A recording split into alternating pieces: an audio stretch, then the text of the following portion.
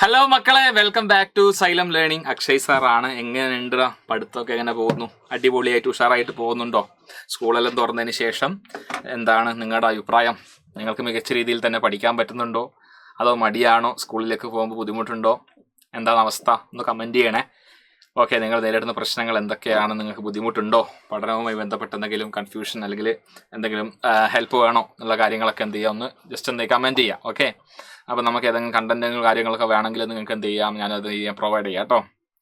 Okay, അപ്പോൾ invisible living world beyond our naked eye, അതാണ് നമ്മുടെ ബയോളജിയിലെ ഫസ്റ്റ് ചാപ്റ്റർ. നമ്മൾ 8th CBSE biology curiosity text ബുക്കിൽ ബയോളജിയുടെ ഫസ്റ്റ് ചാപ്റ്റർ ഇതാണ് കേട്ടോ, invisible living world beyond our naked eye. Second chapter ആണ്, text ബുക്കിലെ സെക്കൻഡ് ചാപ്റ്റർ ആണ്, പക്ഷേ ബയോളജിയിലെ ഫസ്റ്റ് ചാപ്റ്റർ ആണ്. ഇവിടെ നമ്മൾ സെല്ലുകളെ കുറിച്ചൊക്കെയാണ് നമ്മൾ പഠിക്കുന്നത്. നമുക്കറിയാമല്ലോ, സെല്ലുകളെ കുറിച്ചൊക്കെയാണ് നമ്മൾ മെജോറിറ്റി പഠിക്കുന്നത്. അതുപോലെ തന്നെ മൈക്രോ ഓർഗാനിസംസ് അവർ ചെയ്യുന്ന കുറച്ച് കാര്യങ്ങൾ, അതൊക്കെയാണ് മെയിനായിട്ട് നമ്മൾ ഈ ഒരു ചാപ്റ്ററിൽ എന്ത് ചെയ്യുന്നുള്ളത്, പഠിക്കുന്നത്. നിങ്ങൾക്ക് അറിയാവുന്ന കാര്യങ്ങൾ തന്നെയാണ്. സോ ഇന്ന് ഞാൻ വന്നിരിക്കുന്നത് നിങ്ങൾ തമ്പനയിൽ കണ്ടതുപോലെ മാനുവർ പ്രിപ്പറേഷൻ. മാനുവർ വളം എങ്ങനെ ഉണ്ടാക്കുക എന്നുള്ളതിൻ്റെ ഒരു കാര്യം നമ്മൾ ടെക്സ്റ്റ് ബുക്കിൽ പറയുന്നുണ്ടല്ലോ. അപ്പോൾ അതിനെ നമുക്കൊന്ന് പഠിക്കുക എന്നുള്ള രീതിയിലാണ്, അതിനെ നിങ്ങൾക്കൊന്ന് പറഞ്ഞു തരാം, വളരെ സിംപ്ലിഫൈ ചെയ്ത് പറഞ്ഞു തരാമെന്നുള്ളൊരു ഉദ്ദേശത്തിലാണ് സാറ് വന്നിരിക്കുന്നത്. അതുകൊണ്ട് നിങ്ങൾ എന്ത് ചെയ്യണം എന്ന് വെച്ചാൽ വീഡിയോ ആദ്യം മുതൽ അവസാനം വരെ കാണുകയും ചെയ്യണം, വീഡിയോ ലൈക്ക് ചെയ്യണം. ഈ വീഡിയോ ഹെൽപ്ഫുൾ ആണെന്ന് തോന്നുകയാണെങ്കിൽ നിങ്ങളുടെ ഫ്രണ്ട്സിലേക്ക് വളരെ പെട്ടെന്ന് എന്ത് ചെയ്തോളൂ, ഷെയർ ചെയ്തോളൂ. ചെയ്യാൻ പറ്റുന്ന കാര്യമല്ലേ? യെസ്.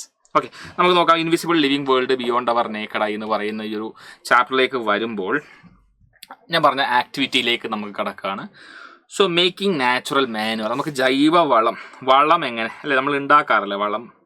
ഓക്കെ, അപ്പോൾ അതിനെക്കുറിച്ചാണ് മേക്കിംഗ് നാച്ചുറൽ മാനുവർ, എങ്ങനെ നമ്മൾ തയ്യാറാക്കുക എന്നുള്ളതാണ് നമ്മൾ നോക്കുന്നത്. മാനുവർ എന്ന് പറയുമ്പോൾ ഒരിക്കലും അതൊരു കെമിക്കൽ അല്ല എന്നുള്ള ഒരു ഐഡിയ നിങ്ങൾക്ക് ഉണ്ടാവണം. കെമിക്കൽ എന്ന് പറയുന്നത് ഫെർട്ടിലൈസറാണ്, ഇത് മാനുവറാണ്, ഇത് വളമാണ്, ഇത് ഓർഗാനിക് ആണ്. അതാണ് നിങ്ങൾ ആദ്യം മനസ്സിലാക്കേണ്ട കുറച്ച് കാര്യങ്ങൾ.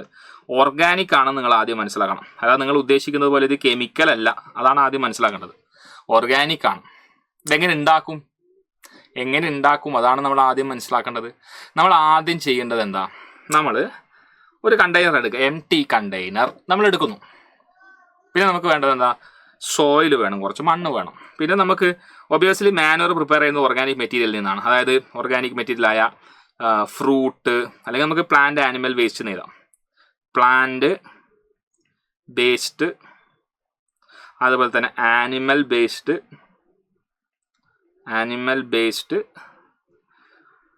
പ്രൊഡക്ട്സ്, പ്ലാന്റ് അല്ലെങ്കിൽ ആനിമൽ ബേസ്ഡ് പ്രൊഡക്ട്സ് വേസ്റ്റ്.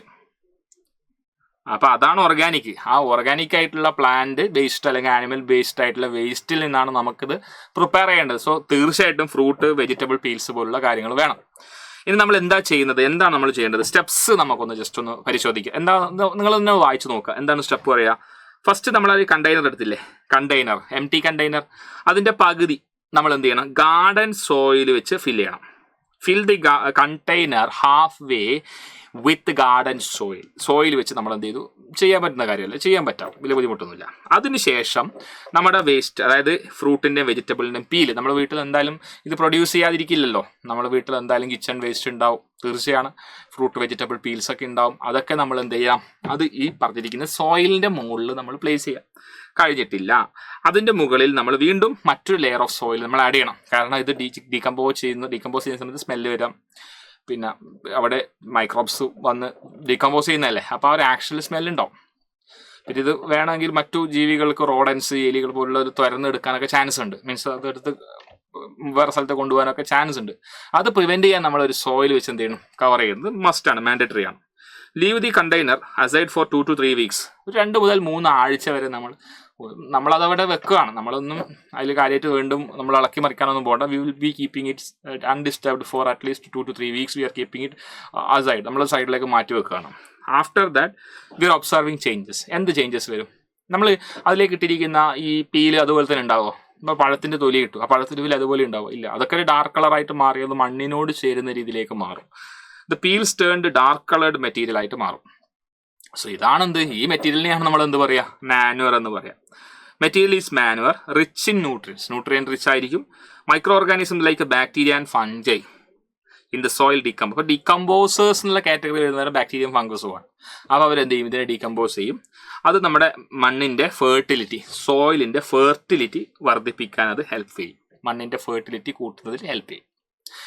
ഇനി ഞാൻ പറയുന്ന ഒരു കാര്യം ശ്രദ്ധിച്ചോ, മൈക്രോ ഓർഗാനിസംസ് ഡിക്കമ്പോസ്. അപ്പോൾ മൈക്രോ ഓർഗാൻ ഡിക്കമ്പോസ് ഡിക്കമ്പോസ് ചെയ്യുന്നവർ നമ്മൾ ഡീകമ്പോസേഴ്സ് എന്നാണ് വിളിക്കുക. ഡിക്കമ്പോസേഴ്സ് എന്ന് വിളിക്കും കേട്ടോ, ഡിക്കമ്പോസേഴ്സ്.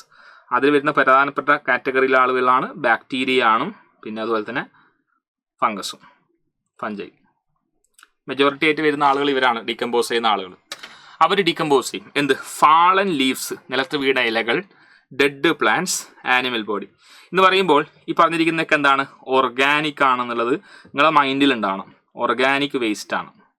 ഒരിക്കലും പ്ലാസ്റ്റിക്കിന് നമുക്ക് മാനുവറാക്കി കൺവേർട്ട് ചെയ്യാൻ പറ്റുമോ? പറ്റില്ല. ബിക്കോസ് പ്ലാസ്റ്റിക് എന്ന് പറയുന്നത് ഇനോർഗാനിക് ആണ്. ഇനോർഗാനിക്കിന് നമുക്ക് എന്താ പറയുക, മൈക്രോ ഓർഗാനിസം ബ്രേക്ക് ഡൗൺ ചെയ്യാൻ പറ്റില്ല. അതാണ് നിങ്ങൾ മനസ്സിലാക്കേണ്ട ഒരു ഐഡിയ.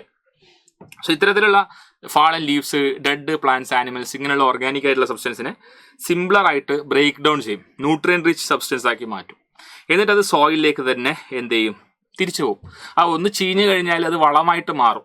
മനസ്സിലായി? അപ്പോൾ നമ്മൾ പ്ലാന്റിനൊക്കെ നമ്മൾ മറ്റു ചെടികളൊക്കെ നമ്മൾ കൊത്തിയെടുത്ത് നമ്മൾ പ്ലാന്റ്സിന് നമ്മൾ വളമായിട്ട് നമ്മൾ യൂസ് ചെയ്യുന്നത് നിങ്ങൾ കണ്ടിട്ടുണ്ടാവില്ലേ? അപ്പോൾ അതൊക്കെ എന്താണ്? ഇത്തരത്തിലുള്ള മാനുവർ തന്നെയാണ്. ഓക്കെ, റിട്ടേൺ സോയിലിലേക്ക് ന്യൂട്രിയൻ റിട്ടേൺ ചെയ്യും, സപ്പോർട്ട് പ്ലാന്റ് ഗ്രോത്തിനെ സപ്പോർട്ട് ചെയ്യും. They also break down animal waste. Plant waste മാത്രമല്ല, ആനിമൽ വേസ്റ്റ്. ഇപ്പോൾ ചാണകം വളമായിട്ട് നമ്മൾ ഉപയോഗിക്കാറുണ്ട്. അപ്പോൾ ചാണകത്തെയും എന്ത് ചെയ്യും? ബ്രേക്ക് ഡൗൺ ചെയ്ത് വളമാക്കി മാറ്റും.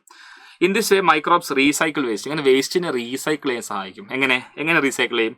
ഇപ്പോൾ ഞാൻ നേരത്തെ ഒരു കാര്യം പറഞ്ഞു, ഇപ്പോൾ ഒരു പ്ലാന്റ് മരിച്ചു, ഒരു പ്ലാന്റ് എന്താ പറയുക ഡെത്തായി, ആ പ്ലാന്റ് മണ്ണിലേക്ക് വീണു. പ്ലാന്റിൽ ന്യൂട്രിയൻസ് ആ ബ്രേക്ക് ഡൗൺ ചെയ്യുമ്പോൾ ന്യൂട്രിയൻസ് സോയിലിലേക്ക് വന്നു, അത് വേറൊരു പ്ലാന്റ് അബ്സോർബ് ചെയ്യുന്നു. ഇതിങ്ങനെ കണ്ടിന്യൂ ചെയ്തൂടെ? ഈ പ്രോസസ്സ് ഇങ്ങനെ കണ്ടിന്യൂ ചെയ്തുകൊണ്ടിരിക്കും. ഓക്കെ, ന്യൂട്രിയൻ സൈക്ലിംഗ് എന്ന് പറയുന്ന ഒരു പ്രോസസ്സാണത്. ഓക്കെ, അത് കുറേ സൈക്ലിംഗ് നിങ്ങൾ പഠിക്കും, വലിയ ക്ലാസ്സിലൊക്കെ നിങ്ങൾക്ക് പഠിക്കാനുണ്ട് ഒരുപാട് സൈക്ലിംഗ്. ഓക്കെ, അപ്പോൾ ഇവിടെ ചെയ്തോളൂ. അതുപോലെ തന്നെ ഇവരുടെ മറ്റൊരു റോളാണ് ക്ലീനിങ് എൻവിറോൺമെന്റ്. നമ്മുടെ എൻവിറോൺമെന്റിലെ ഈ വേസ്റ്റുകൾ ക്ലീൻ ചെയ്യുക. See if microorganisms are not there, think of a situation, microorganisms ഒന്നും ഇല്ലെങ്കിൽ എന്ത് സംഭവിക്കും? ഈ ഡെഡ് ബോഡീസും കാര്യങ്ങളൊക്കെ ബ്രേക്ക് ഡൗൺ ചെയ്യാതെ മണ്ണിൽ ഇങ്ങനെ കിടക്കും. Piles of dead body will be like accumulating. അത് ശരിക്കും പറഞ്ഞു കഴിഞ്ഞാൽ അത് വലിയൊരു പ്രോബ്ലം അല്ലേ? വലിയൊരു പ്രോബ്ലമാണ്. അതുപോലെ തന്നെ മെയിൻറ്റെയിനിങ് നാച്ചുറൽ ബാലൻസ്, നേച്ചറിൻ്റെ ബാലൻസ് മെയിൻറ്റെയിൻ ചെയ്യാൻ ഇത്തരത്തിൽ ന്യൂട്രിയൻ സൈക്ലിംഗ് പ്രോപ്പറായിട്ട് നടന്ന് നേച്ചറിൻ്റെ ബാലൻസ് മെയിൻറ്റെയിൻ ചെയ്യുന്നതിനൊക്കെ വളരെയധികം ഹെൽപ്ഫുൾ ആയിട്ടുള്ള ഒരു കാര്യം തന്നെയാണ് ഇത്തരത്തിലുള്ള ഡീകമ്പോസേഴ്സ് ചെയ്യുന്നത് ഓർത്ത് നോക്കാം. Manure formation help better under suitable temperature and moisture condition. Suitable temperature, moisture condition ഉണ്ടെങ്കിൽ മാത്രമേ ഇതിൽ മാനുവർ ഫോർമേഷൻ നടക്കുള്ളൂ എന്നുള്ളതൊന്ന് ഓർത്തു വെക്കാം. ഇത്രയുമാണ് എനിക്ക് ഈ ഒരു ഏരിയയിൽ പഠിപ്പിക്കാനുള്ളത്, ഈ ഒരു ഏരിയയിൽ പറയാനുള്ളത്. സോ നിങ്ങൾക്ക് കൃത്യമായി കാര്യങ്ങൾ മനസ്സിലായി എന്ന് വിചാരിക്കുന്നു. നിങ്ങൾക്ക് ഏതെങ്കിലും ഏരിയ വേണമെന്നുണ്ടെങ്കിൽ നിങ്ങൾക്ക് എന്ത് ചെയ്യാം? കമൻറ്റ് ബോക്സിൽ രേഖപ്പെടുത്താം. സോ മക്കളെ, 8th CBSE മക്കൾക്ക് വേണ്ടി സൈലം ഇൻട്രൊഡ്യൂസ് ചെയ്തിരിക്കുന്ന ഓൺലൈൻ ട്യൂഷൻ ബാച്ചിനെ കുറിച്ച് ഓൾറെഡി മക്കൾക്ക് അറിയാലോ. ഒരുപാട് മക്കളെ എൻറോൾ ചെയ്തിട്ടുള്ള യോദ്ധ ബാച്ചാണ്.